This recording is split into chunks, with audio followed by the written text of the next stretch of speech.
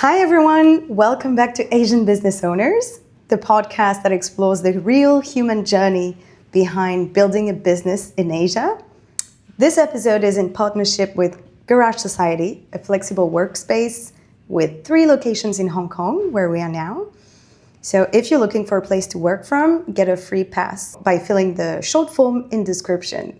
Thank you, Garage Society. Today's guest is the co-founder of the Blomstre, soy candles and natural diffusers made in Hong Kong. Before building a candle brand carried by hotels, retailers, and customers across Hong Kong, my guest was an accountant with a very predictable income, a stable path, a career that made sense on paper. But underneath that, there was also another part of her that wanted to try maybe something else. A love for creativity and arts and crafts. So what followed was a slow journey of listening to what kept pulling her back. In this episode, we're going to talk about identity, fear, entrepreneurship, of course, and what happens when you stop asking what is sensible and start asking what feels right. Hello, Jerwine. How are you? Hello, Carmen. Thank you for having me here. I'm glad to have you. Today is something I look forward to because it's not every time that we talk about life from before, then fast forward now as an entrepreneur. But it's always a topic that I wanted to share to people to give an inspiration that if I can do it, if I was able to conquer my fears of leaving a stable job, they can do it too. Yeah. That's very scary for many people because we are taught that, we need stability, especially when you have kids. It takes courage, I would say, to start your own thing. So take us back before the Blomstre.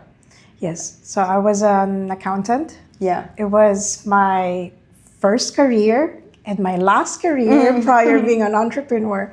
So all my life, I've grown up in a bit more comfort zone in terms of a career where, paycheck to paycheck, you're going to have it. And at the same time, you start saving money, you start traveling, you started to see the world outside just in your little cubicle.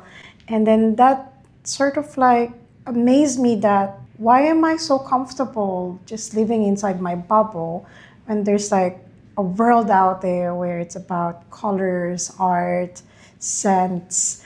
I've met people along that corporate job where they, sometimes we have a chat and say oh, how was your summer? And I just realized that I keep saying the same thing. Oh yeah, I went to... It's a bit empty. Yes, it's empty. And I feel I'm sure there's something more in life than this. And I was young and I was thinking, should I leave a stable job just to create something unpredictable? Yet people were saying, you're crazy. Crazy, but there's a little, tickle kind of energy in there where, why not? There's always why not? But then it's the biggest how and why. But also you had this sense of creativity and you liked, at the time you were buying some fabrics and doing some stuff. You like to create things with your hands. So you had this, it was more like a hobby at the time, but you kept practicing it. And I think I don't like to say that every hobby needs to be turned into a business. We can also do things for fun and just not for the love of doing. Exactly. Yeah. But that was kind of a part of you that was getting bigger and bigger probably. And that was probably in a way screaming in your head I need more creativity, I need something. So at some point there was a part of you that wasn't fully expressed. Definitely. Because in my previous job, there's only a certain length where I can express my creativity. I mean, you cannot be too creative in a payroll, right? They'd be what's happening here? Are you having a quarter life crisis? I give you a bonus, creativity. Exactly. But it's also the feeling of getting excited after your 9 to 6 job. and then you get to do something for yourself. And it's the moment where you start crafting with your hands in terms of like, because I used to buy dead stocks from Shamshipo, like leathers, like vegan leathers, like anything that is a material that I can stitch up. Okay. And then like patterns and everything makes me happy. I like looking at those things. And even if I make mistakes, you can actually reset and restart. And you don't feel that pressure that, oh, it has to be perfect. Because with your passion project, it feels like more of like your creative juice that are no pressure. out. No pressure. Yeah. So what were at the time the early signs that accounting wasn't the whole story? And was there a moment you thought, I don't know what I want exactly, but I know this isn't my life forever? It's a very good question because it took me years to actually get the sense of like, what would it be or what should happen for me to take that leap of faith. And then what I didn't realize, it is actually pulling me back from what I wanted to do because I have this thing that's stopping me. And again, when you're crafting, like for myself back then, the moment that you're immersed with the craft and the arts, you feel like you're unstoppable. So what happens with the accounting, it's all black and white, like it's ledgers, it's like spreadsheets, and it's very certain, it's very predictable. But the thing is that the numbers does not interest you anymore the moment that you start seeing like more interesting things. Like the more, for example, like this cup, it's yellow, like there's many different pattern colors of yellow, so why this yellow? Then you have that kind of like logic of like, what if I experiment more? Like what would be the best thing that could happen if I would take on something more on creative? I like that you say what would be the best thing that could happen and not the worst thing that could happen, because usually people have this mindset of seeing the risk and the negative parts. Yes. But also, I ask you, like, was there a moment you thought, okay, this is not enough? But maybe there was not one specific thing that happened. Maybe it's, an ongoing process. And at some point you're like, okay, I spent enough time doing this. There's no radical event that happened, but I just decide now that I just move forward. Yes. And it's not like an instant epiphany, I'm just going to quit the job. And no, it was very structured in a way where I need to see some data first before I get comfortable. Because we have to be practical. Yeah. Like back then, I don't have a kid yet, but I always know that the moment I stop myself from getting this paycheck, what is the consequences and how can I actually, mitigate that risk? That means like, how can I make sure that this is not just like a passion project that it's just for a hobby, it's actually scalable and sustainable. So what data did you collect? So that moment, we were able to put like our products into different retail partners. So that means there's like a passive income coming to my bank account. So you were like playing around with fabrics and stuff, and then you started on the side creating candles? So it was fabrics before, and when the pandemic happened, I pivoted to the fragrances because I noticed the niche.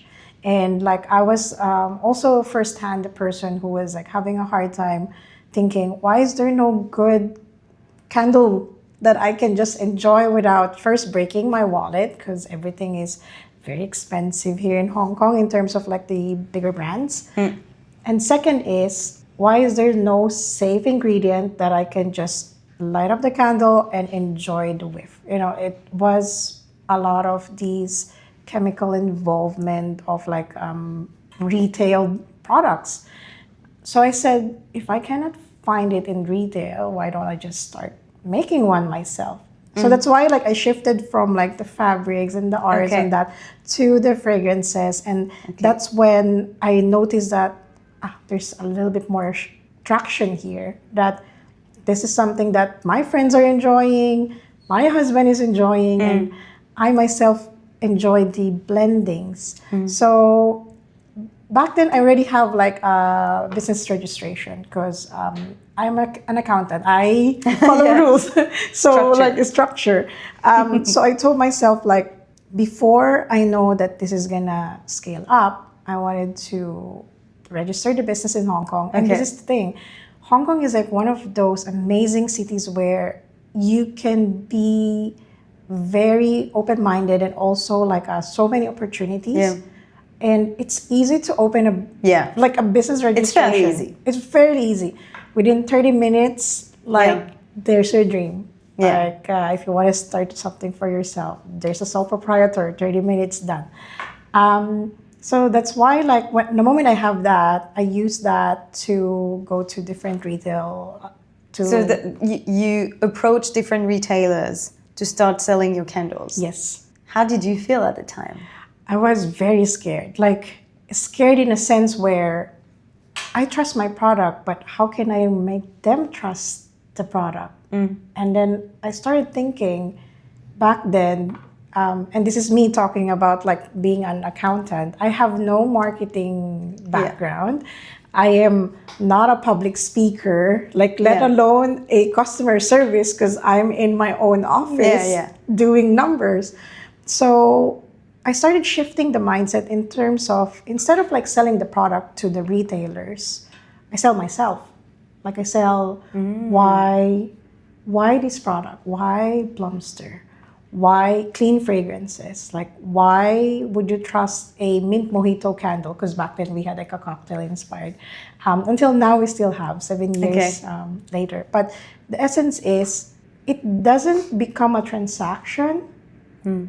Because that's like the opposite of what I was like doing in a full time, like transaction, black and white, like number structure. Then like as a creative entrepreneur, what is something that you can connect to people more? Like without being robotic, without being too commercialized, you know. I think you have this moment when you are in your entrepreneurship journey, the moment you close one deal, you feel unstoppable in the next. Next thing we know, during that pandemic year, we had about 20 different retailers. But I'm talking about like one company with like 9 branches. Yeah, so when you start like seeing that it's working, you're like, whoa, is this real? But I really love your approach that very naturally, I would say genuinely, it made sense to you to talk about your story, to talk about yourself, like why you do this. And you know, usually it's funny because there are many things that we do naturally without really thinking because it makes sense for us. But then when you study marketing, you can see that it's really a thing to talk about the why and not the what you're selling, to be able to sell it better, to tell the story, blah, blah, blah. And there are a lot of, you know, like super serious documents and like frameworks and things like that to do that.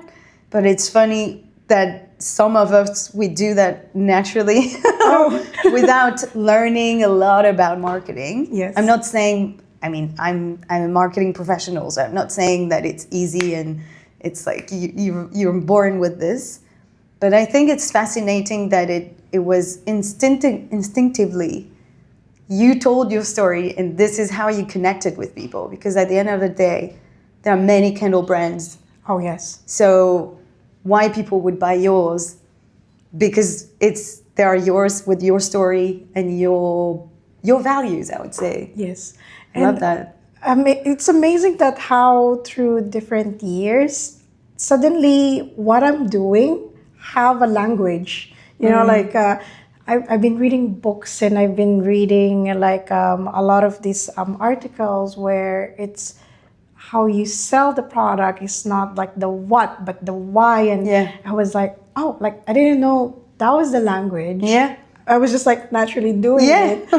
And I was like, oh, wow, that must be like an eye-opener to some people who suddenly like, now I know what's the term of like what I'm doing. I can study a little bit more and then how can I approach better? Yeah. So that's like from having like a retail products to then shifted to services, which is like workshops and customization. And that becomes like more intricate because it's not about just like one single product anymore. It's about like a multiple sensory of like blending fragrances. It's also about the packaging, which is like my favorite. Like Okay. branding is something that I'm obsessed because when you look at an item, there's a soul behind these, and people who actually sit on a chair and say like, okay, what would be the product, and then what would be the color, because there's like a color psychology. Like how do you then translate that green into something more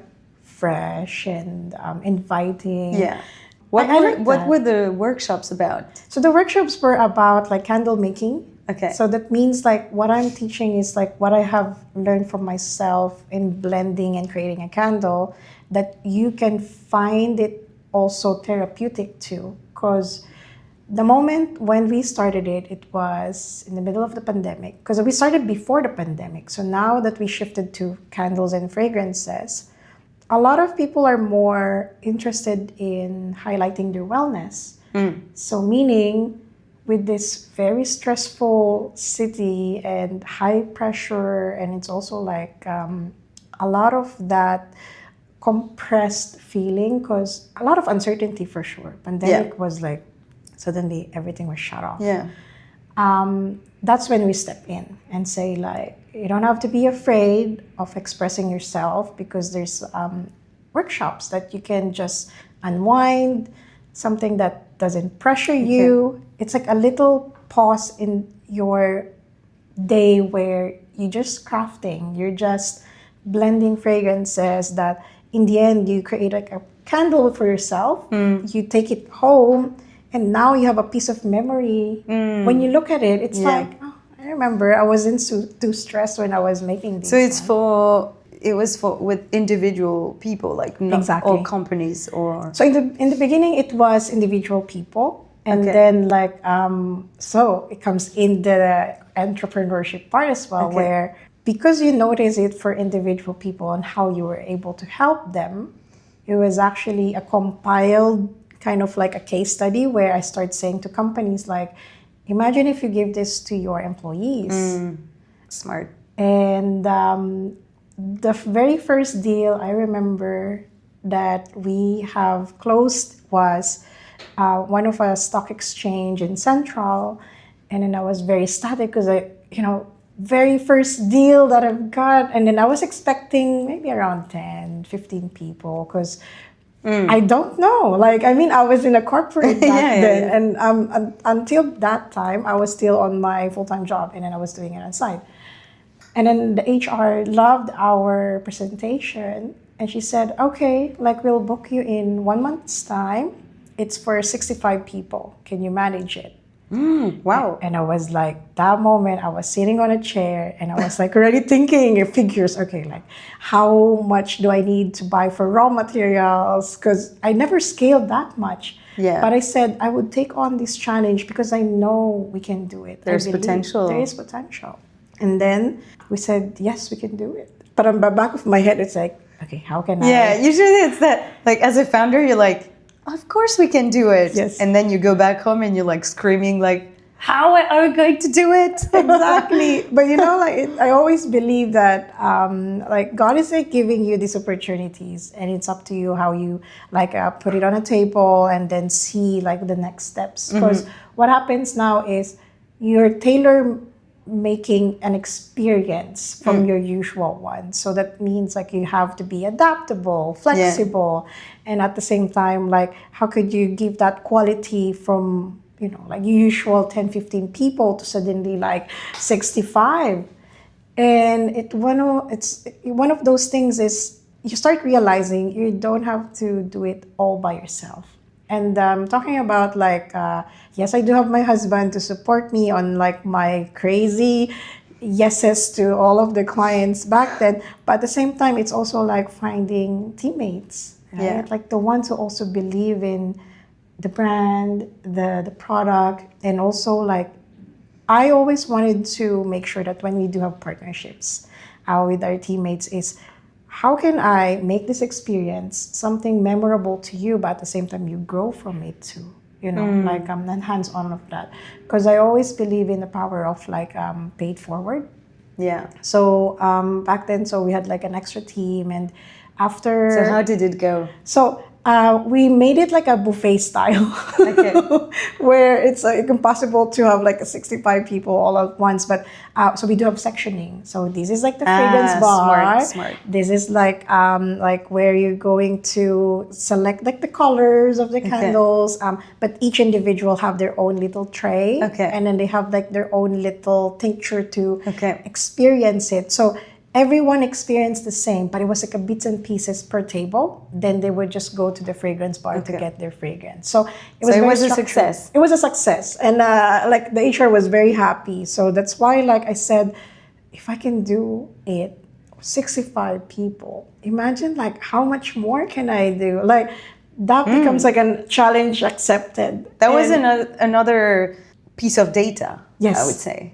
Exactly. So at that time, Not you yet. had quit your job? No. Not yet, but back then, like I was also very pregnant, so that's why like I think it was also that moment where I don't know if it's the hormones, like it's like you can do it, mama, kind of like thing, and I did not stop, but after that moment, I gave birth like a few weeks later, and the thing is, suddenly now I have a pause where it's not about me anymore. It's about like, how do I nurture my child? And back then, because I was on maternity leave, I started thinking things, and I had time. I had time to think about, realization. Like, how do I move forward? Like, do I quit? And it's not about like leaving behind a paycheck to paycheck kind of like thing, but it's also like redefining your identity.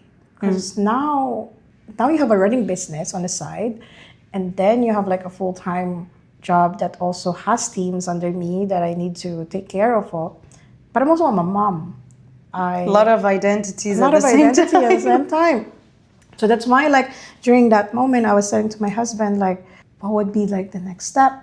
And he said that for a person who always figure out things, you're overthinking too much right now. Like he said, like, you need to just pause. Like, your maternity leave period, it's about the bonding between you and our daughter. And I'm like, okay, now that you mention it, yes, that is true. But at the same time, it's also like made me realize on how can I do the next step? Because now that like the moment where you clear up your head and then you can start thinking clearly, you have like more structure to do things, and okay, this makes sense. And it's I think it's crazy because having a baby, well, I will see that in a few months, but it's a whirlwind of emotions and many things at the same time, and it can be different from one woman to another. But I think it's fascinating that you said that you talk about clarity, getting more clarity, whereas for other women, it's a time where they don't know who they are, and it's like, I'm not sleeping, I'm lost, etc. But for you, it was kind of clear. Yes, I have a baby, I want to bond with my baby, but I still have this calling somewhere, and I don't want to ignore it. So then you told me that at some point, quite early in the beginning, you had a mentor who helped you, navigate. And also who helped you with the numbers to assess the potential and get even more data and see what the numbers says, what's possible, what we can do. So can you talk a bit about that? Of course. How did this help you? So when I was pregnant, I joined this cohort for ethnic diverse community in FSI for Shared Impact. And that was their very first cohort. So I was very pregnant, but they took me in, and then I was learning. Okay. So each of the I was mentee back then, have individual mentor and a coach. So the coach is the one that talks senses to me, but then the mentor is the one who, more on the business acumen side, crunch the number. It's like, because I speak to him, and I said like, the business is good, but then at the same time, there's no boundaries right now because the moment I finish like my 9 to 6 job, I'm starting like Blomstre from 7 to midnight, but I'm also like pregnant. It's just like sometimes, when the baby moves around, you cannot sleep. And then I was like thinking, oh, maybe I just make a little bit more candles or like design more obsessed. I'm obsessed. I'm obsessed. Like I feel like the word is, you feel unstoppable suddenly because it's bigger than me now. So like for the mentorship, it was more of he asked me certain questions where I answer, and then it gives me like clarity on like, oh, okay, like now that you've asked me that right question, I was able to write it down. And it's more than like a mission and vision. It was bigger than that. It was more of like, if you were to open an office, how much workshop do you need to close to be able to afford that rent? Okay. Now you reverse engineering, like instead of like, oh yeah, let me open an office and then like live in my own fantasy. So that's like uncertain. But if you say like, okay, I'm gonna get an office and I need to close deals for X amount of numbers so I can cover this. If it's not a workshop, then it should be a product. If it's not a product, it should be a service for a business because we do customization as well.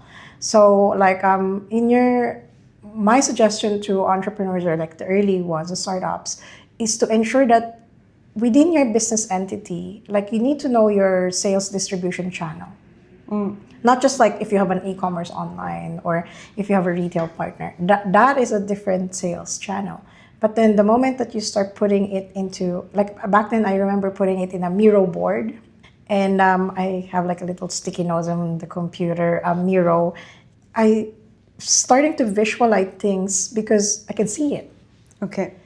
And I think like if I don't have a mentor back then, I would be just in my own little bubble of like putting a long list of to-do lists and it becomes endless. And that's, I think, the moment when some entrepreneurs are spiraling because they would feel like so many things to do and so little time, and like I cannot do it by myself, but I have to because and what to do first. Exactly. But then when you structure your structure, for example, at this case, knowing your priorities, like is this urgent and now, or is this something that important but can do later, like that four pillars things. And my technique for me on organizing things is a Kanban version. So at least like I have like step 1, okay, finished, you go to the next step. And I think it was the accountant in me that sort of like enjoyed the process. And I don't think that there is like a perfect process from the start. Like operations are a growing own entity, like what I always believe is like the person or like the structure that you had before that brought you here will not take you to the next step because it's a different approach, different strategy. And perhaps it's also a signal that you need to level up, right? Like level up in terms of like your pricing, your clientels. Because in the beginning, I was a yes woman. It's like, oh, you have a project? Okay, yes to that. And then like, oh, you have like an event pop up? Okay, yes to that. And it becomes so hectic that I was spreading my energies too thin. So like that's the thing with me. If I commit to something, I'm gonna be there 100%. But at the end of the day, I go back home and I start crying because it's like, of course, you're tired and you have so little energy for yourself, let alone, like my husband is like my business partner too. So there are moments where it's like difficult to balance it out because it's like, it becomes too hectic where the stress is there. And then you start thinking like, oh, I'm expecting you to do this, but you didn't do it. Then becomes like a bit more clash. And what happens when you are clouded, you get to be, like not your usual self. And I would say it's like the ugly part of like entrepreneurship where when you're overwhelmed and stressed, like your character is also becoming like different too. And you don't want to do that because you don't want to lose your true self, right? But it's an ongoing relationship with yourself on like how to deal with this. Yeah. So you mentioned that your husband is your business partner. That's right. So after all of that, so we talk about like you had this coach and mentor, really helpful and actually very practical to think, how many things I need to sell to be able to afford that. Yeah. Okay. Then you had your baby. And when did your husband join the project, the business? So like my husband joined the very first time. But I was the one who's making candles. Okay. It was more of like him helping me put it in the packaging because back then we have like the velvet pouch. And again, like we're a small startup. So like everything is like very resourceful. It's just like four hands, literally my hands and his hands on like putting things together. But what I do is like if I'm at work, then he's not, then he would go to different retailers and say like, hi, Jerwine sent me, these are like the samples. He had a job as well. Yes, on the he side. was. I mean, he was. But then he was the first one who actually quit the job before me. Before you. Before me. He believes in my dream, and I'm having goosebumps right now, but like honestly, the amount of sacrifices he have done for our family is something that I would carry with me forever. First, he left Philippines to move to Hong Kong for me, then start selecting. So he was engineer by degree, but he did not pursue engineering because back then engineering jobs are long hours, like crazy long hours. And he said that I did not move to Hong Kong just to spend time with company. So he found a job where it's more flexible. So he was in finance, but it's more of like an insurance base where he has his freedom of his time. Okay. Because he believed in the passion project that I was doing, he said that you continue doing what you like in the part of the business, and I'll do the other things. Wow. And then he said that you don't have to quit your full-time right now if you don't feel comfortable, but when you do, you would feel it. And then I said, okay. But he said like, but I cannot do the business on a side because it's not gonna be stable and sustainable. So he quit his job back then, and then I remember like the previous boss, he was like, are you sure you're gonna quit the job that pays to something uncertain and your wife is pregnant? Yeah. He said, yes, I believe we can do this. And he honestly, the courage that he got during that time, I was very surprised. I mean, he really believed in you. He did. He believes in you. And until now he does. Like, the moment when things get tough, he's been my anchor for like, love, this is you. Like, you've built it from scratch. Like, I'm just a support.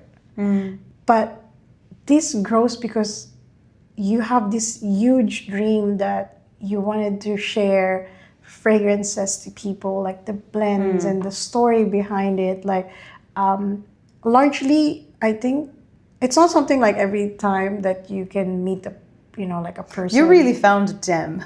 Yeah, like honestly, but it was a work. It was a working progress. Yeah. And what I'm very thankful of is he loved the different versions of me, and I was like that too, like the vice versa. And I think like a lot of people, whenever they questioned us, like, how could you work with your husband, or how can you work with your wife? Like, I don't think I can last like a second just to deal with the business. Depends on the people. That is true. I did say it depends on the people and depends on your shared dreams. Yeah. Like, right? Like, for our case, it's not just about like making money. It was actually making your life fulfilled by doing things that you love, and you'll be able to know who are the other people that you were able to help along the way. And my husband always say like, I always have like this huge heart. That's why he needs to protect me. And I'm like, I thought chivalry is there, it's always been that trust. Okay. And I think like throughout the difficult times that we have, faced with the very rocky road entrepreneurship life, it was always the same hand that holds me and say like, we can do this. We can do it. And then with that, short, simple words, it becomes very empowering. And next thing you know, you're not alone. You're not alone. That's true. So when did then he quit his job? And then you had your baby, and then when did you finally just made that decision and quit your job? It was, I remember it very clearly. It was a very sunny day in Wan Chai. I used to work around Wan Chai. Wan Chai have a very special place in my heart. Back then, it was already like my 11th year in the company. Okay. We were having, like my husband and I were having lunch in one of Wan Chai parks. And it was simple, breezy afternoon, sunny, and we're having our lunch. And then I said, like, imagine a life you wake up to just this, where you're not rushing, but at the same time, like you have a big responsibility that you go back to after your lunch. But this time, it's for yourself. It's not for other people. Then that was like, oh, maybe we can start doing this, because we already have a data that we can just review and say like, okay, like how much are we earning for the past 3 years? So we did that after that day. And then I said, okay, we're crunching numbers. And then I said like, okay, if we do this full time, what would be the effect? Because now suddenly it's not my side hustle anymore. It becomes like the full time. So instead of like thinking how much money we should be making, I start putting in my dream clients. I start writing it down. I say, okay, I wanna work with this client. Realistic. Okay. But at the same time, it's like ambitious but realistic. Yes. And I start writing it down. I said like, okay, like, oh, maybe this one's too big, like maybe not. And I start putting things. I even put like tech company. I said like, oh, maybe it's gonna be Google. Who knows? I said. Next thing I know, like a year later, yes, we work with Google. We work with Google with a charity called IJM. And what we did was 2 things. First is a candle making workshop for 30 Googlers. It was part of their impact day. And what happens is the candles were created to actually donate to survivors from like the IJM online sex exploitation. So it was like a very big thing where it's like raising awareness, but at the same time, it's raising hope. So we were part of that beautiful project. And I said like, wow, like suddenly I can just cross it off from my dream clients. And so so when you made that list and then after you quit your job, did you feel like there was a part of you that you were letting go? Yes. You know that feeling when you had a breakup? Yeah. It's like, it's painful, it's hard, it's like sick on the stomach kind of like feeling. But a relief as well. Yes. It's like, it's so painful, but it feels so good that you finally are doing something for yourself. It's not about like the job was like horrible. No, but it was more of like you're living your identity where it's about comfort, right? And the thing is that comfort and stability is good, but if it's too much, it becomes like a cage. It becomes something that actually stopping you to build the life that you want for yourself. Yeah. Some people maybe takes like maybe 1 month to figure out like, oh, okay, this stability is just like really you were suffocating. Yeah. But some people takes like years and years. And then I think I was like browsing through Instagram that time. Not so much on the doom scrolling, more of like finding quotes and everything. And then it says there that you don't have to be very perfect in the beginning, but you need to take that first step. Yeah. And then I was like, wait a minute, I already took the first step. Like, but why am I stopping on the next step? And it's because of that stability, like where that comfort zone. So it was, I would say it was life changing the moment that you know what you wanted to do. But I am patting myself for being cautious about when to do it. Yeah, because it had been 3 years that you had started the Blomstre, so Exactly. it was not like crazy Suddenly. decision Oh, like, no. oh, I made one candle, boom, and quit my job. It was Yes. not like that. It was not like that. Yeah. It was very, very cautious, but at Yeah. the same time, like again, I think it's also the business acumen of like a person. Like you just sometimes need to back up like the data and then pursue with like the creativity behind it once you crunch the numbers, right? So you grew the business very intentionally and slowly. You produce small batches. That's right. Handcrafted. You carefully choose the products you're using because it's true what you mentioned about the chemicals in many candles and cheap candles and not only cheap candles, but it's very bad to breathe this The fumes that's coming out in your home. So it's really something that people started warning about a few years ago. So it's really all well thought and produced and respectful. So if you've chosen a different path from scale and speed, because the stereotypes about entrepreneurship on social media is like grow fast, like scale fast and stuff like that, or like reach the first million in the first couple of years or things like that. This is bullshit. Or this is not the same values that I think it's unrealistic. And it's unrealistic because usually you don't know a big part of it that those people have had fundraised stuff or Exactly. So have you ever felt the pressure to grow bigger, to be more commercial and all that? Yes. As a newbie entrepreneur back then, I was like, oh, we need to scale fast, we need to produce fast. And my husband Otherwise, was we're not successful. Exactly. Yeah. And I feel like speed equals success. And then that was like totally wrong. My husband said, like, how can you do that? You don't even have a factory yourself. Like, the factory is me and you. Like, we're pouring every single time, one cup at a time. And then that made me also step back a little bit. I realized that to be able to work on with quality clients, you cannot rush things because you don't rush premium, right? Yeah, like, true. So if you want like fast and cheap, that means, like it's not gonna be the good quality. But if you want like slow and like intentional, then it's not gonna be cheap, but you're paying for the premium, right? Yeah. So like you're investing to a premium where it's a company that invested their time and effort to actually create one.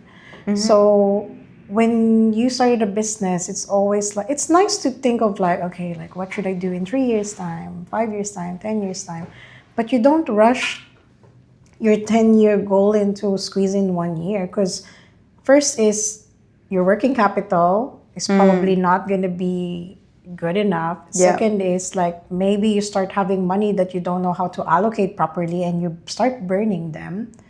And then third is like it needs to become more intentional in a way where growth is sustainable because you take it more consciously, right?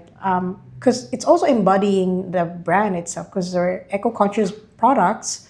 So the approach should be conscious too. And it is a whole 360 cycle where the moment you start realizing these things, then back to the, structure. Yeah, again. Yes. Coming back to that. Yeah. And okay, so this is how you grow your business still today. Yes. Now it's been 7 years. We're turning 7 in September. Oh wow! So that's why when you said your due is in September, it was like very special a month of the year. Yeah. Yes. So since you started, what have you sacrificed? Anything? I did. I know it's a big word, but It's a big word, yes, that's true. A lot of people would probably say, oh, I sacrifice like money, I sacrifice like sleep, or I sacrifice a lot of things. But for me, the sacrifice that I had to deal with largely is time. okay. And I think not just like business people, but time is money. Yeah. And then not a lot of people realize that the moment you start putting like 5 hours to these tasks, like you're burning money. And as an entrepreneur, like a business owner, you need to know like how much you're worth. If that's below your pay grade, then you need to work something on it. That's the key term for like starting to delegate to people. But also the next task is how to find these people, right? Like it's not easy. Like I cannot clone my husband for like, oh yes, you're gonna be like the production, you're gonna be the delivery, logistics. No, like It's so difficult to hire the right people. It is. How many people do you work with today? So right now we are a team of 6. Okay. But of course I had like bad hires too. I cried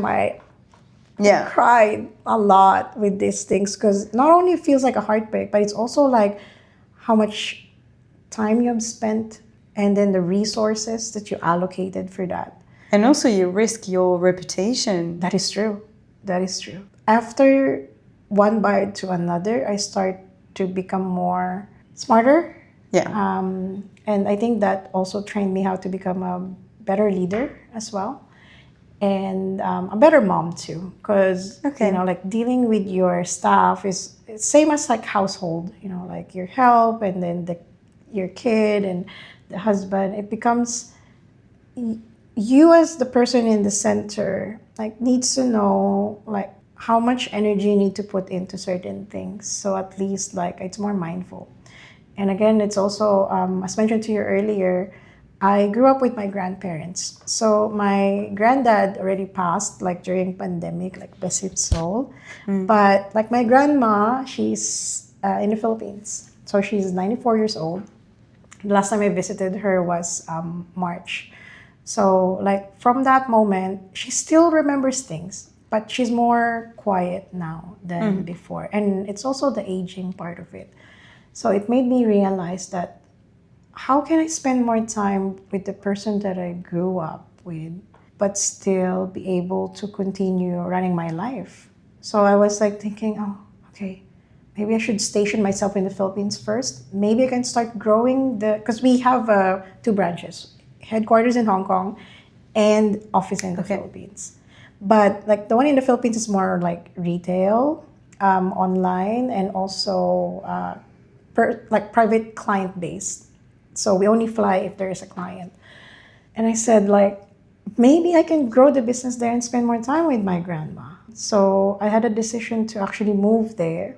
And I was crying because I was thinking like I won't see my daughter every time. Probably I could see her every week because Philippines is only 2 hours away. But it's a thought of like every night you won't be there to actually kiss her goodnight or, like tell stories. And I was so ready. I even like I spoke to my coach and there's a lot of healing that we had to do because it was a very heavy feeling and energy.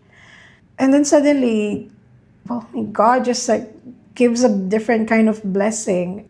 I told you Wansha has a very special in my heart, a special place in my heart. But we also had this opportunity to open a shop in Wanchai, which I have not announced yet, but I wanted to share it here. Yes. So it's going to be open in July. Wow. Yes. And then I'm having goosebumps right now because I said to myself, I'm going to be stationed in the Philippines. And then I promoted my husband to managing director here in Hong Kong because I wanted to make sure that, we take care of our clients very well. But I cannot do that if I split myself like too thin. So I said, okay, I'm going to promote you to a managing director, and then I'll stay as the creative, a person officer.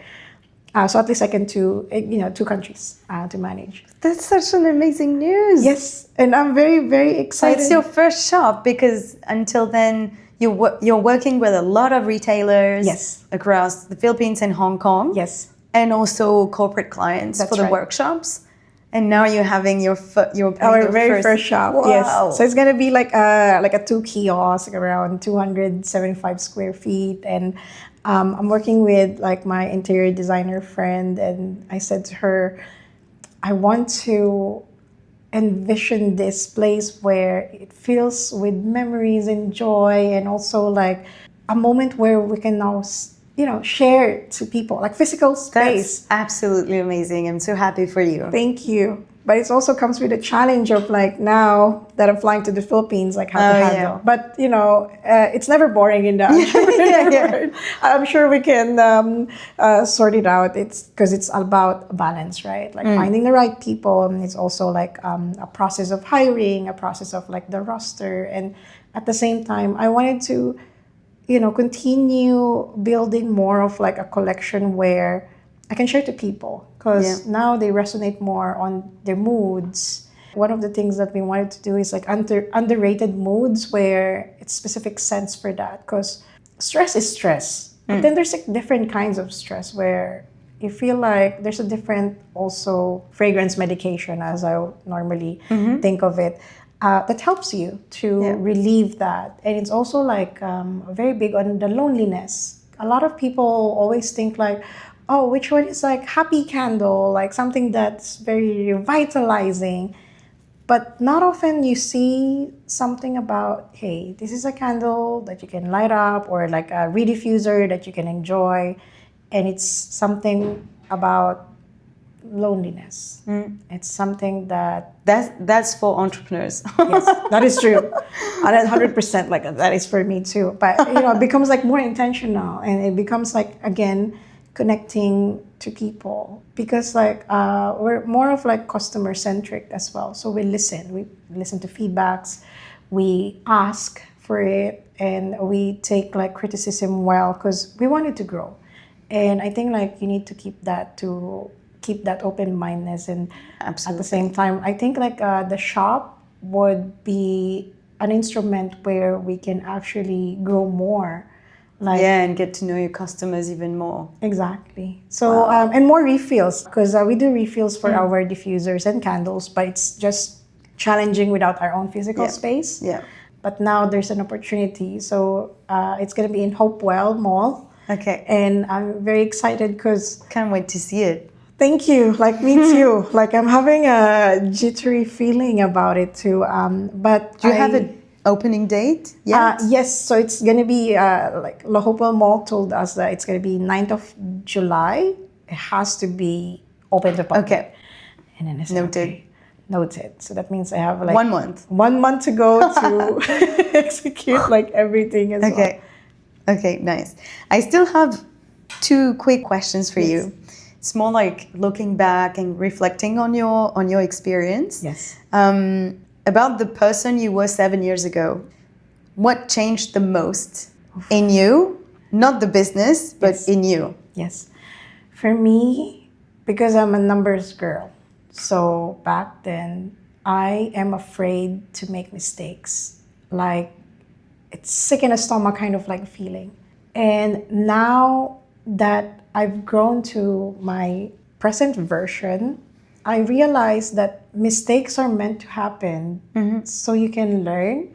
And there's a phrase where it says like, you fail forward. You fail forward because you learn from that, and then it's just like a paid experience, It's like a time that you allocated, and you cannot predict the future. Yeah. Like, scientists works on it, like psychologically, like doctors and business people, but it's just managing risk to make sure that if you were to make a mistake, you know how to bounce back from it. Absolutely. I think that's a very strong energy.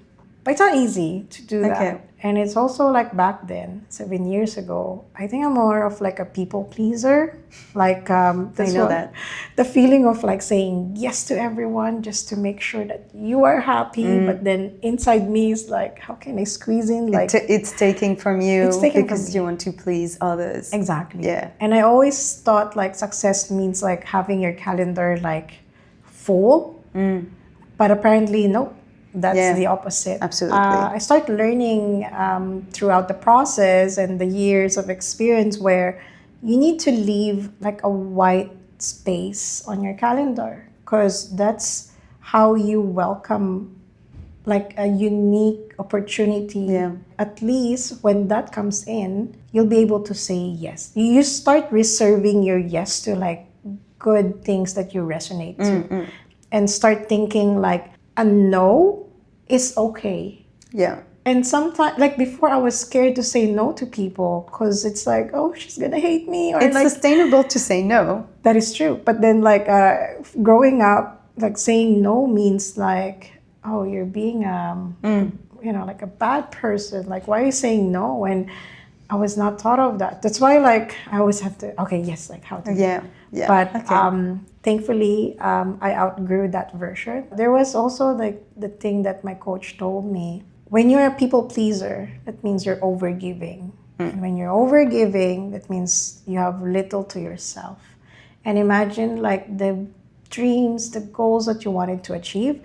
If you don't have energy to do that, but you still wanted to help other people, like how can you then, fulfill that dream? And the way that she phrased it, I was like, wow, you have to pay other experts to hear these things. Yeah. Because you're so occupied with your little things. So you can't pour from an empty cup. Exactly. So the last question is you kind of answered that. It's a bit related, but this is the question I ask to all my guests. Yes. So throughout your experience, what lessons have you learned about being a founder that you would like to share with fellow founders or future aspiring founders? Yes.